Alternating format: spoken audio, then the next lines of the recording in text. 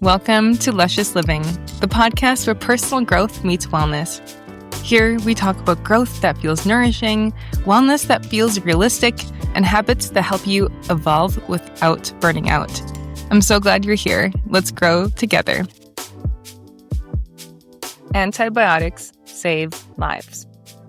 And they also wipe out microbiome diversity, weaken digestive strength, and dry you out, leaving many women feeling low energy, bloated, foggy, constipated, or loose bowels, dry, emotionally flat, or easily fatigued after meals. I was on antibiotics this past February for a dental surgery, and I could notice the clear difference on my digestive health. I actually noted it on my tongue as a TCM student, so Chinese medicine practitioner student. I could notice there was teeth marks, so some squiggles along the sides of my tongue, which I don't normally have. I would wake up feeling exhausted. No amount of coffee or sleep helped. And understanding the Chinese medicine and biomedicine approach really helped me do a whole protocol on myself, dive into the research, and then now be so excited as the nerd that I am to share with you how to really support yourself, your digestion, your gut health, your energy after antibiotics. So this is how to gently, intelligently build after the necessary medication that you might take. So what's happening with antibiotics? We're going to talk about what's happening. I'm going to talk about prebiotics, postbiotics, probiotics, as well as how to support your digestive health, some supplements if you need them, and how exactly exercise helps with your gut health specifically. So this is going to be really actionable and really all about gut health. So coming to antibiotics, they kill all bacteria because they need to, right? So they kill the bad guys, but they also reduce beneficial gut bacteria, bile flow, short chain fatty acid production, fluids as well. So if you've ever felt more dry, I also had really bad insomnia when I started taking antibiotics, which is not a typical sign, but it makes sense for me. And so you might feel like you have a lower digestive fire, lower energy, again, dryness, sluggish motility. And so when we also look at antibiotics from a Chinese medicine perspective, it's also cold, bitter, and drying. So if you are someone who already is cold, you already are someone who's dry, you already have poor digestion, this is just adding fuel to the flame. And so what we want to do is once you've finished your round, we want to add the beneficial bacteria back in. How do you know if you don't have enough bacteria or good bacteria? Is bloating after eating fiber, constipation or loose stool, low energy, brain fog, poor tolerance to fermented food as well, sugar cravings, or feeling empty or hollow when you eat or after you go to the bathroom, or food sits heavy. So if you've checked maybe 3 or more, your microbiome likely needs building, and that's why you're here. So let's get into the actionable side of things. The very first foundation is that we want to have you eating warm, cooked, easy to digest meals. So this is like, for example, congee. And I had a lot of congee during that surgery and after the antibiotics. So congee is really easy to digest. It makes it You're basically babying your digestion at this point, and you have to be.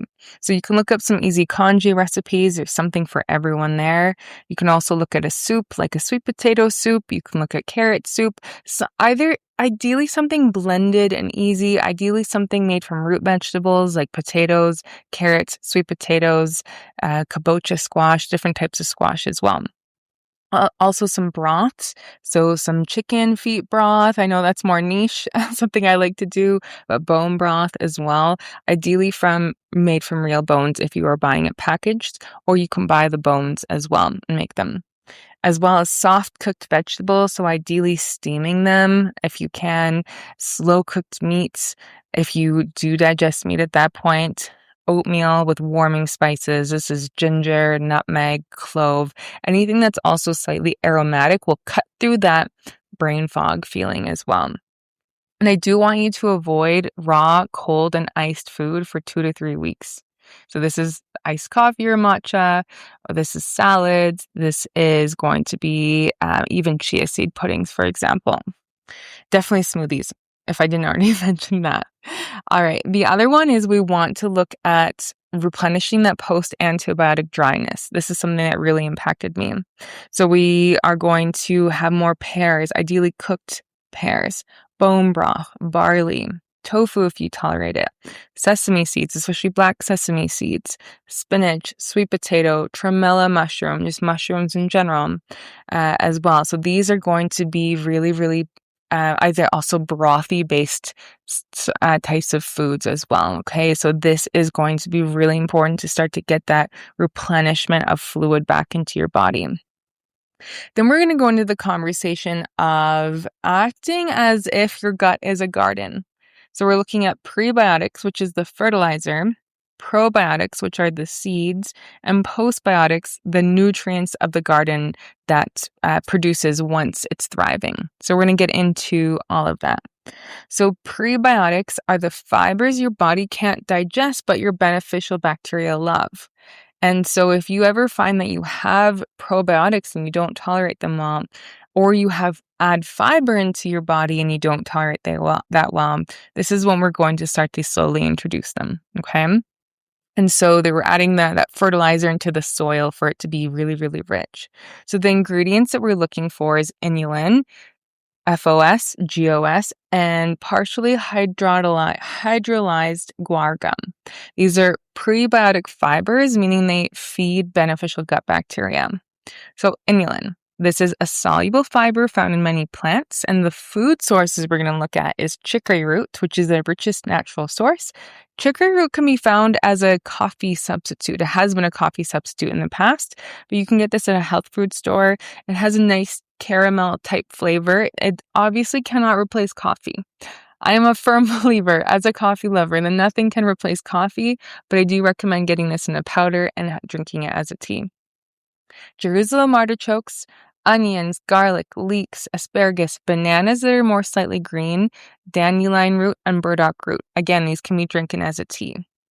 Again, inulin feeds the bacteria called bifidobacteria, and that's one of the most important genres of gut health, or the strains rather, for digestion and immune balance. Then we look at FOS. This is also like inulin. So the food sources here are going to be very similar. I'm going to add barley, wheat, and yacon syrup here as well. These also nourish the gut lining and support digestion after antibiotics. So far, you might say, okay, I can definitely have garlic, leeks, and onions, for example, into your diet. And you probably already are, but maybe you just want to up that for the next week. Then we're also going to look at GOS. This is another prebiotic found in small amounts in dairy and certain legumes, so such as lentils, chickpeas, kidney beans, green beans, and small amounts of dairy, and interestingly enough, human breast milk. Okay, but I'm guessing you are not drinking that while you are listening to this episode. So let's look at lentils and chickpeas, for example. You could make a lentil stew. You could add chickpeas to a curry dish, for example. Okay. And so similar to earlier, this is supportive for bifidobacterium. And this is actually used in infant formula to mimic the benefits of breast milk as well. Then we look at probiotics. You've probably heard of probiotics before. We're reseeding the garden now.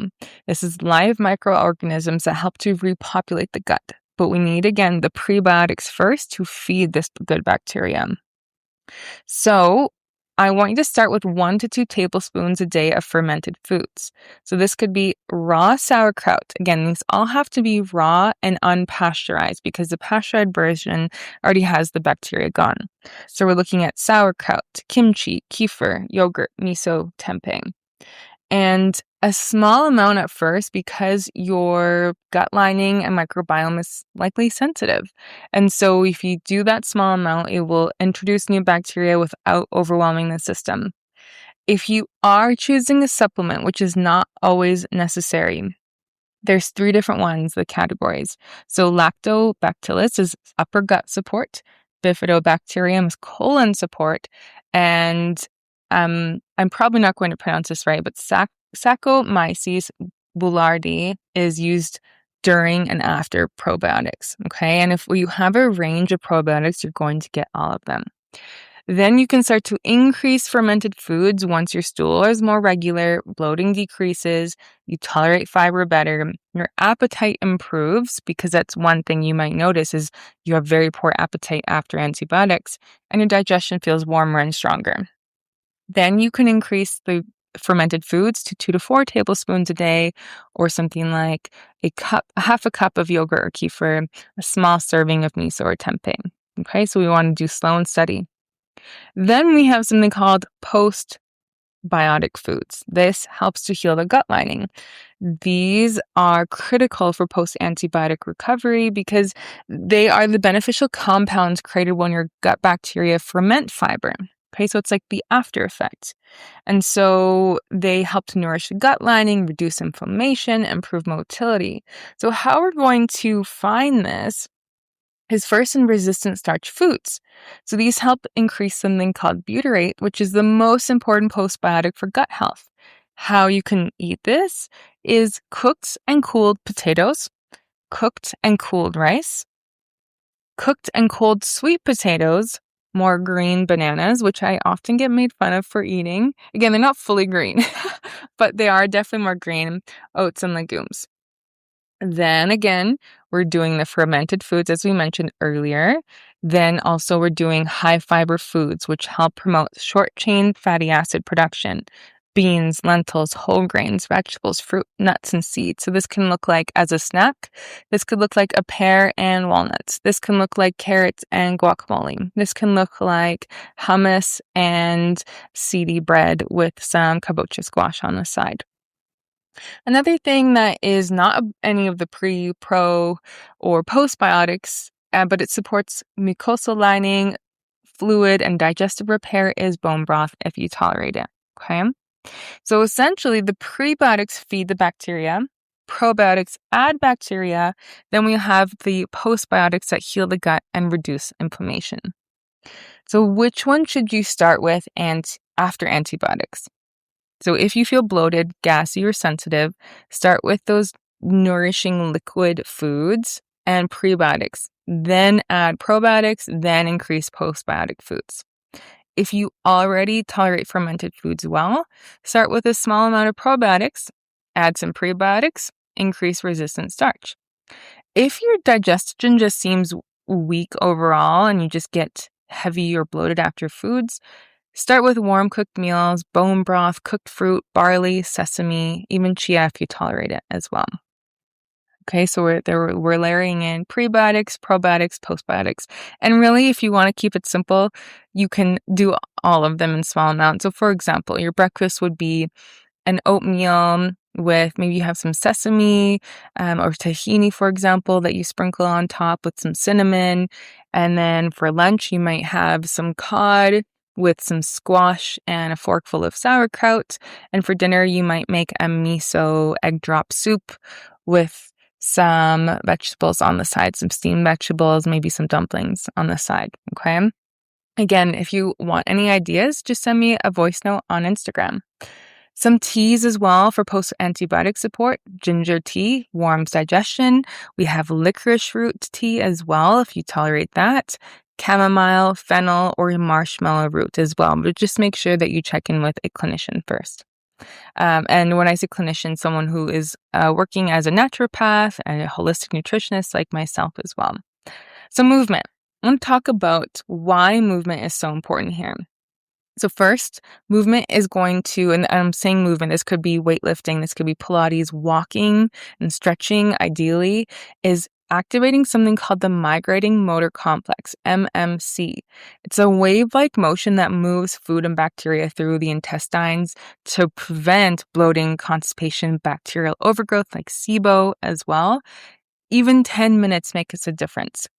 And also, when you are moving, you have better circulation, bile release, nutrient absorption. And this is why most people feel more clear after a walk.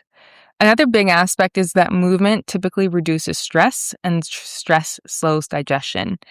Or, again, you might notice after stress, you have loose bowels. So the gut is wired to the nervous system through the vagus nerve. Walking and stretching can help lower cortisol, activate your rest and digest state, improve vagal tone, and really calm the gut-brain axis. And then in Chinese medicine, traditional Chinese medicine, movement transforms dampness. So dampness is that heavy, bloating, sluggish brain fog feeling as well. And so the more you move, the more you start to move that kind of stagnant pond, essentially, in the body. Okay, that's the best kind of analogy that I have for that dampness. It's water that's accumulated that's not moving. Then we also know that bile is released more effectively when the body is in motion. Therefore, better fat digestion, microbiome balance, detoxification. So what that actually looks like is 10 to 20 minutes of a walk after meals. If you live in a cold climate like I do, a walking pad is a game changer. Yoga twists, qigong, light strength training, and stretching as well. Then the last piece is supplements. Again, this is non-personalized. Always consult with a qualified healthcare practitioner before starting anything new. So we've talked about probiotics. Okay, we've looked at prebiotic fibers. So this could look like inulin or FOS that you might get. Then gut lining support, L-glutamine, zinc carnosine, collagen, or aloe vera. Then some digestive support, bitters, ginger, artichoke extract. So again, this is very general. I'm not diving into it because these, I don't want anyone wasting their time or their money as well, but these are some directions to go forward in, do some research. And if you want to help with a professional, please, I'd be so happy to help you. And when we look at an overall big picture, we want to be having different plants every single week, fermented foods, having fiber diversity, warm digestion-friendly meals, so warm breakfast essentially, consistent meal times, trying not to eat too late at night as well, and really supporting the immune system with sleep, stress reduction, gentle movement, okay? And so while antibiotics are powerful, so is your body's ability to recover. And it's really, really important that we rebuild. I don't think this education is out there. I feel like I would have just felt worse and worse if I didn't know this information. I really felt compelled to share this. And remember, this is not about perfection. We're just building the foundation. If you're like, okay, Selin, I can try out chicory root tea, I can eat leeks, and I will eat lentils this week. Boom, done. You're crushing it, okay? And so I hope this was helpful and valuable for you. If you have any questions, I'd love to hear from you. I hope that you will share this episode with someone that you love, and I'll see you for the next one. Bye. If this conversation added value to your world, I'd love to receive a 5-star review from you. It really helps to reach the right ears.